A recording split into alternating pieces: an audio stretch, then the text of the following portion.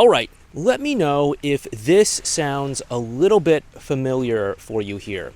Go ahead and do no contact for maybe about a month or so. And if you still haven't had your ex come crawling back to you over broken shards of glass, then what you do is you send a handwritten emotional letter to them, taking accountability for everything that you've done wrong, and then that will somehow open the door towards reconnecting with them. Does that sound familiar? Well, here is a spoiler. The accountability letter will not work unless you do this.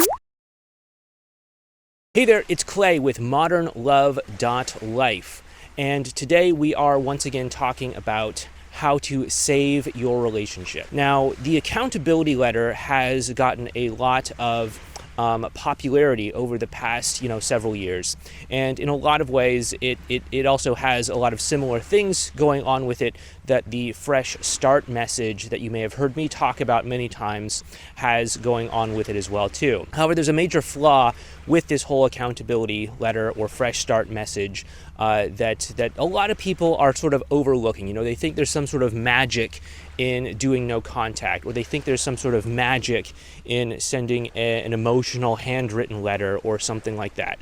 And again, as we've talked about many times on this channel, there is a time and place for every single tool that we mention here, or that you may hear other people mention in their own way, but we have to know when to use it and how to use it most effectively.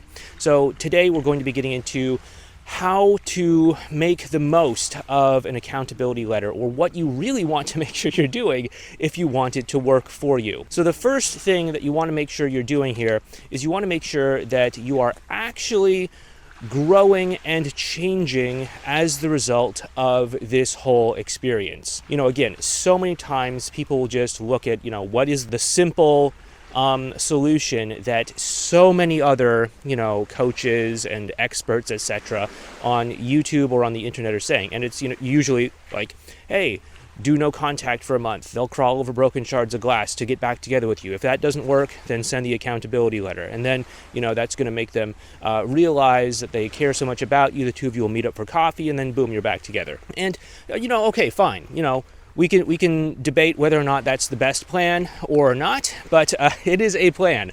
However, if this plan is going to work, you have to demonstrate that they are not walking back into the same relationship that they walked out of in the first place. Your partner needs to know this. If they somehow get a sense that, okay, hey, nothing has actually changed, all that's happened is you didn't talk to me for a month, and you wrote a handwritten letter and sent it to me. Hey, I'm sorry, but that's not enough to convince someone to come back and get back together with you. They have to genuinely know that whatever caused them to leave the relationship in the first place, or whatever caused the relationship to not work out in the first place, is no longer a major concern. It's no longer present in how the two of you are going to be interacting with one another. And that's going to demonstrate to them that this relationship has a chance of working out into the long run, that this has the potential to give them and to give you the great loving relationship that you're looking for. So again, I don't know what this means for you because I don't know the specifics of your breakup and why it happened. Does this mean, getting your anger under control? Does this mean having more, better improved communication? Does this mean, vocalizing and expressing how you feel a little bit more? Does this mean reprioritizing things? I don't know, but you need to really demonstrate to them that they're not walking back into the same relationship that they walked out of in the first place. But before we go ahead and continue on with this video, please make sure that you hit the thumbs up button for the YouTube algorithm and subscribe to this channel down below. Please also make sure you hit the bell icon if you have not already done so that you can get notified when we publish and upload new content. And also, let me know down below, have you sent an accountability letter? Are you planning on doing so? And if so, what was the result of you sending that accountability letter? Did it work? Did it not work? What do you think worked about it? Go ahead and share it down below in the comment section. Next up, in order for your accountability letter, your fresh start message, your whatever your initial contact is to break no contact, you have to really demonstrate and make sure you're sending out this vibe, this energy that, hey, I am not coming back to you with a hidden agenda. I'm not trying to do all of this simply for the sake of getting back together with you. Now you might think, okay, Clay, I was kind of up with you up until this point, but let's be honest. I do want to get back together with my ex. Does that mean that I have to lie to them? Does that mean that I have to pretend that I'm not interested in them? No, not at all. It's just we have to understand what we're going for here. So many times people will think that they want to save their relationship, and so they say, okay, I want to make this relationship work. I need to tell my ex that they need to make a decision right now, or I'm going to pressure them to get back together with me, or I'm going to tell them that we're going to be back together and in a relationship, or nothing at all. There's no friendship. There's no, hey, let's feel it out. I need a decision right now. And I can understand that. However, we also want to make sure that we know what we're going to battle here for. Because so many times people will think that they want the relationship. But, if you're like me anyway, you don't want to be in a relationship just to, tick the box and say, okay, I am in a relationship. Next, what's the next thing that I'm going to try to do? I'm going to try to, retire, start a family, travel the world, whatever, right? That's not what we're trying to do here. We're not trying to just, be in a relationship for the sake of being in a relationship. We're not trying to just tick the box. There was some person I used to follow like 10 years ago or something, and he ran this blog where he would try to visit every country in the world. And, sometimes he would go to a country and just, stay at a hotel by the airport and then just leave the next day and not actually experience anything. That was basically, ticking the box, just going through the motions of technically being in that country and then leaving.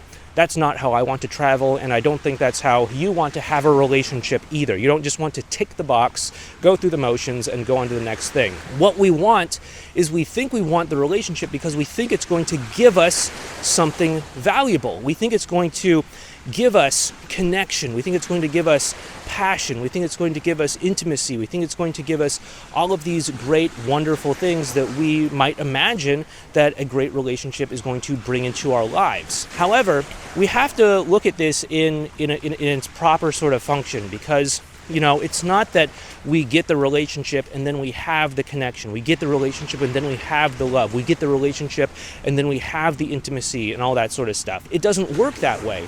I'm sure you probably know a lot of people in your life, or at least one couple in your life who, may technically be in a relationship, but there's just not that connection there. There's just not that loving bond there. They're just kind of, putting up with each other.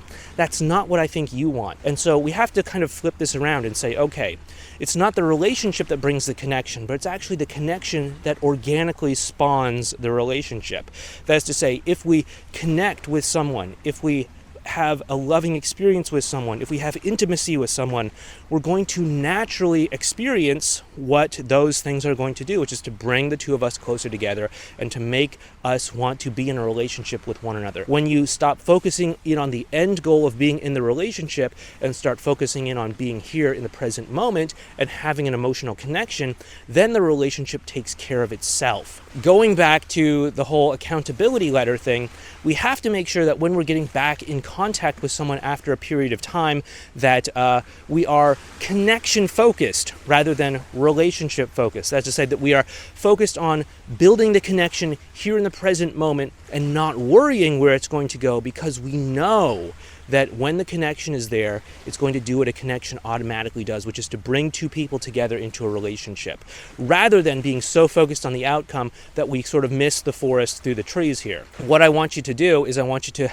be connection focused. And by the way, that is something that we talk about in our video series on advanced relational skills. You can go ahead and find a video card right up there in the upper right corner of this video that should take you to a playlist that tells you a lot of information about advanced relational skills and how to use them to build a strong emotional connection. Now, of course, the next thing that we want to do here, the third important thing that we do here, when we're getting back in contact through sending an accountability letter or something like that, is to really make sure that we are dropping the romantic pressure. Now, what do I mean by this? Romantic pressure is this sense that, okay, hey, we were obviously in a relationship with one another, and now we're getting back in touch with one another. What does this mean? Are we dating again? Do you want us to date again? Do I want us to date again? Am I open to us being in this sort of romantic way again? It's kind of like being focused on the relationship, but it's a little bit more subtle because, first of all, your partner may be experiencing this romantic pressure, maybe not even necessarily because of anything that you are doing. Don't get me wrong, you can definitely be putting romantic pressure on by, putting ultimatums. We have to be in a relationship. We can't be friends. Do you want to get back together with me? Please give me another chance. I swear up and down that things are going to be different this time. You can definitely do things to put on romantic pressure. They can also be creating romantic pressure themselves in their own mind, even if you aren't doing that at all. Because obviously the two of you used to be in a relationship.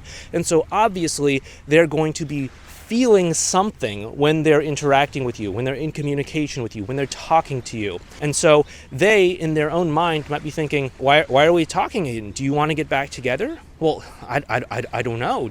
Am I ready to make that decision about getting back together with you?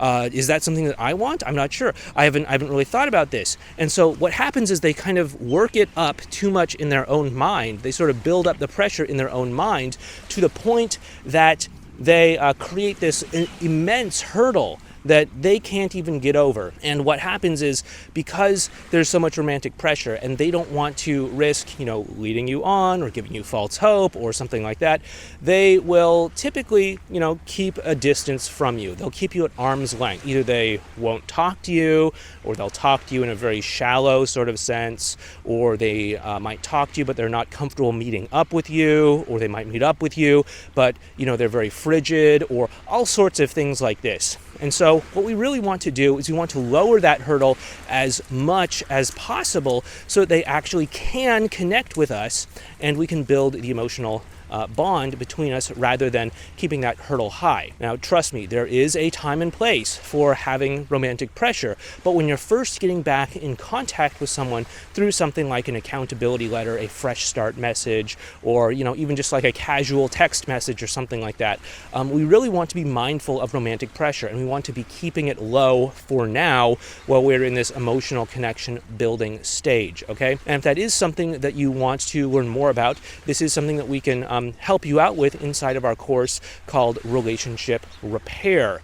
This is where we talk about having the same team conversation, which helps to, among other things, drop the romantic pressure between the two of you and helps to start building the emotional bond over the sort of immediate term after you get back in contact with one another. If you want to learn more about this, please go ahead and check out modernlove.life/RR for relationship repair. You see what I did there with the URL? Okay. Anyway, with that being said, once again, thank you so much for watching this video. If you like it, please give this video a thumbs up and subscribe to this channel. But with that being said, thanks so much. Take care, and I hope this has helped you out when it comes to getting back in contact with your accountability letter.